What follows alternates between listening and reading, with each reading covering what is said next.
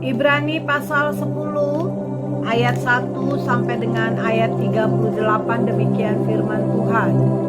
Persembahan yang sempurna. Di dalam hukum Taurat hanya terdapat bayangan saja dari keselamatan yang akan datang dan bukan hakikat dari keselamatan itu sendiri. Karena itu dengan korban yang sama yang setiap tahun terus-menerus dipersembahkan, hukum Taurat tidak mungkin menyempurnakan mereka yang datang mengambil bagian di dalamnya. Sebab jika hal itu mungkin, pasti orang tidak mempersembahkan korban lagi. Sebab mereka yang melakukan ibadah itu tidak sadar lagi akan dosa setelah disucikan sekali untuk selama-lamanya. Tetapi justru oleh korban-korban itu setiap tahun orang diperingatkan akan adanya dosa. Sebab tidak mungkin darah lembu jantan atau darah domba jantan menghapus dosa. Karena itu ketika ia masuk ke dunia, ia berkata, korban dan persembahan tidak engkau kehendaki, tetapi engkau telah menyediakan tubuh bagiku. Kepada korban bakaran dan korban penghapus dosa engkau tidak berkenan. Lalu aku berkata, sungguh aku datang, dalam gulungan kitab ada tertulis tentang aku, untuk melakukan kehendak-Mu ya Allahku. Di atas ia berkata, korban dan persembahan, korban bakaran dan korban penghapus dosa tidak engkau kehendaki dan engkau tidak berkenan kepadanya, meskipun dipersembahkan menurut hukum Taurat. Dan kemudian katanya, sungguh aku datang untuk melakukan kehendak-Mu yang pertama, ia hapuskan supaya menegakkan yang kedua. Dan karena kehendaknya inilah kita telah dikuduskan satu kali untuk selama-lamanya oleh persembahan tubuh Yesus Kristus. Selanjutnya, setiap imam melakukan tiap-tiap hari pelayanannya dan berulang-ulang mempersembahkan korban yang sama sekali tidak dapat menghapus dosa. Tetapi ia setelah mempersembahkan hanya satu korban saja karena dosa, ia duduk untuk selama-lamanya di sebelah kanan Allah.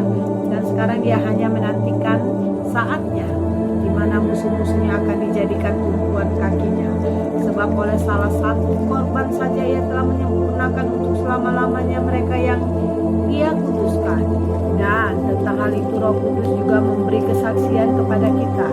Sebab setelah ia berfirman, inilah perjanjian yang akan kuadakan kepada mereka sesudah waktu itu, ia berfirman pula, aku akan menaruh hukumku di dalam mereka, di dalam hati mereka, dan menuliskannya dalam akal budi mereka.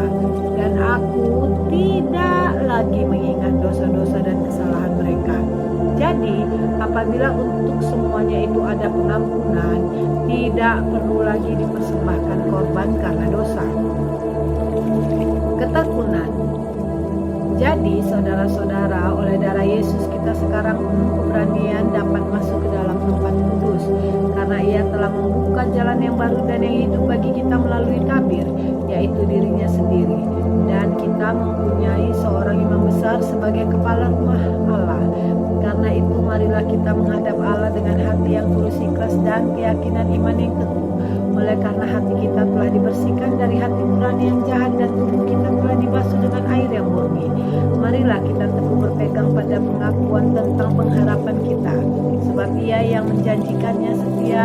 Dan marilah kita saling memperhatikan supaya kita saling mendorong dalam kasih dan dalam pekerjaan baik. Janganlah kita menjauhkan diri dari pertemuan-pertemuan ibadah kita seperti dibiasakan oleh beberapa orang. Tapi marilah kita saling menasihati dan semakin giat melakukannya menjelang hari Tuhan yang mendekat. Sebab jika kita tidak sengaja berbuat dosa, sesudah memperoleh pengetahuan tentang kebenaran, maka tidak ada lagi korban untuk menghapus dosa itu. Tetapi yang ada ialah kematian yang mengerikan akan penghakiman dan api yang dahsyat yang akan menghanguskan semua orang durhaka. Jika ada orang yang menolak hukum Musa, ia dihukum mati tanpa belas kasihan atas keterangan 2 atau 3 orang saksi.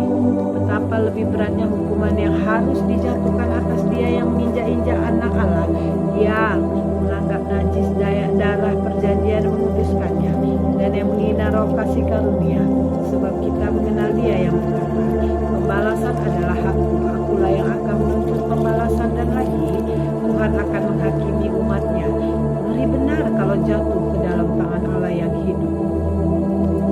Ingatlah akan masa yang lalu sesudah kamu menerima terang, kamu banyak menderita oleh karena kamu bertahan baik waktu kamu dijadikan tontonan oleh cercaan dan penderitaan, maupun waktu kamu mengambil bagian dalam penderitaan mereka yang diperlakukan sedemikian. Memang kamu telah turut mengambil bagian dalam penderitaan orang-orang hukuman, dan ketika harta kamu dirampas, kamu menerima hal itu dengan sukacita, sebab kamu tahu bahwa kamu memiliki harta yang lebih baik dan yang lebih menetap sifatnya. Sebab itu janganlah kamu melepaskan kepercayaanmu karena besar upah yang menantikannya. Sebab kamu memerlukan ketekunan supaya sesudah kamu melakukan kehendak Allah, kamu memperoleh apa yang dijanjikan itu.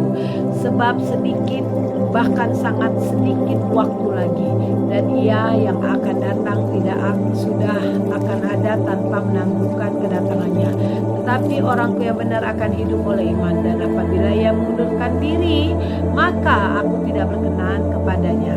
Tetapi kita bukanlah orang-orang yang mengundurkan diri dan binasa, tetapi orang-orang yang percaya dan yang berhormat